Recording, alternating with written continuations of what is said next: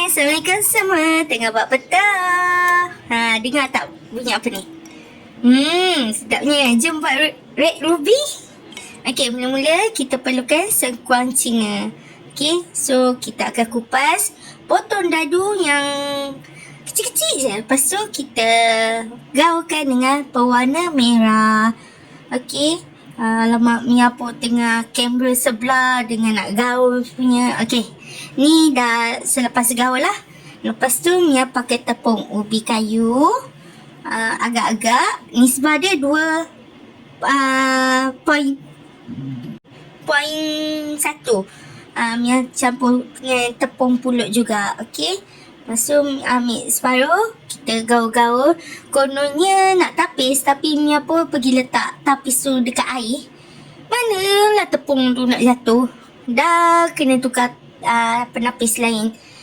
Tapi pun tak nak juga, tak jatuh-jatuh juga. Lalas Mia geram, Mia pakai je lah tangan. Nayan pakai tangan, baru Mia perasan lagi cantik salutan dia daripada pakai sudu.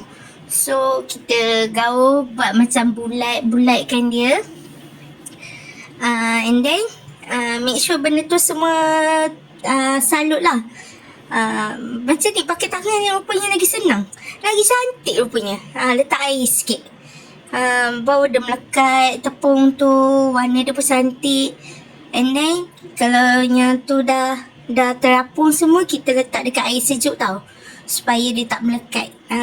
Biar ada seketul-seketul lah dekat air tu. Kalau tak, dia akan bergumpal. So macam ni lah.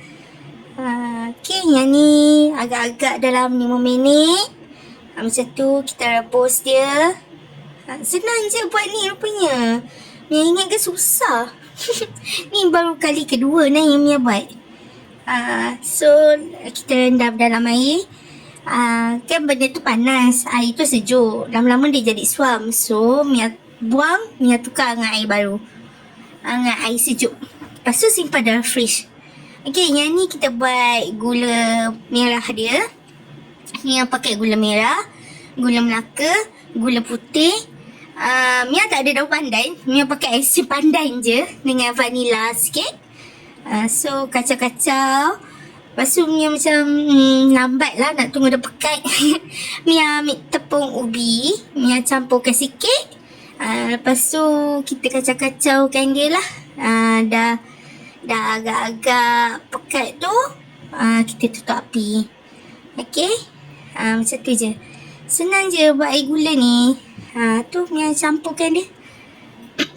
Okay, next kita buat santan dia pula. Okay, santan dia Mia pakai santan sawit by Khalif. Okay, santan ni sedap, memang terasa dia kat tekak. Lepas tu Mia pakai 1 tin susu cair. Okay, lepas tu Mia letak garam sikit, gula sikit.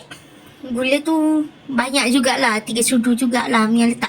Lepas tu aisin pandan sikit, aisin vanila sikit dengan air 1 cawan. Lepas tu kita kacau-kacau. Jangan pecah minyak. Okay, api sederhana je. Tapi kita kena kacau je. Yang tu Mia duk rasa-rasa tu sebab sedap. Okay, macam tadi Mia pun campur dengan tepung ubi sikit untuk pekatkan dia. Okay, memang Mia rasa sedap. Dia terasa lemak dia tu, sedap lah pakai santan sawit ni rupanya. First time juga Mia buat benda-benda macam ni pakai santan sawit. Selalu pakai santan kotak je, dia tak ada rasa sangat. Okay, jom tengok. Mula-mula kita letak ais. Okay, agak-agak 2 ketul okey lah. Lepas tu letak water chestnut yang kita buat tadi. Nampak dia macam seketul-seketul kan. Lepas tu air gula sebanyak mana lah korang nak. Kalau Mia 2 sudu tu pun dah cukup manis lah. Sedapnya.